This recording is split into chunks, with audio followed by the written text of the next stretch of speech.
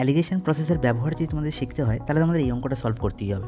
দেখো প্রশ্নে কী বলা হয়েছে না, একটি ক্লাসের 9 জন ছেলে ও কিছু মেয়ে ছিল, জানি না মেয়ের সংখ্যা কত, তাহলে বয়েজ আর গার্লস। আর কি বলা হয়েছে না, পরীক্ষায় ছেলেদের প্রাপ্ত গড় স্কোর হচ্ছে 12, খুব ভালো কথা, আর মেয়েদের প্রাপ্ত গড় স্কোর কত 14, আর যে সামগ্রিক গড় বলা হয়েছে 13.1। যখনই সামগ্রিক কথাটি আসবে তখনই বুঝে নিতে হবে যেটা অ্যালিগেশন প্রসেস। আর দেখো 13.1 12 আর 14 মিডিল একটি মধ্যবর্তী কোনো একটা সংখ্যা, এটাও অ্যালিগেশন প্রসেসকে ডিনোট করে।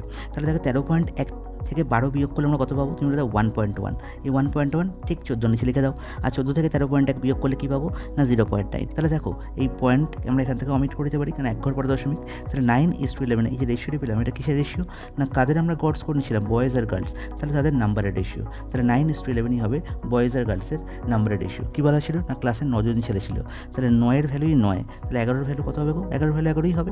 তাহলে আমার জিজ্ঞেস করা হয়েছে যে মোট শিক্ষার্থীর সংখ্যা কত, তাহলে 9 + 11 মানে 20 হবে মোট শিক্ষার্থী, অপশান সি হয়ে যাবে।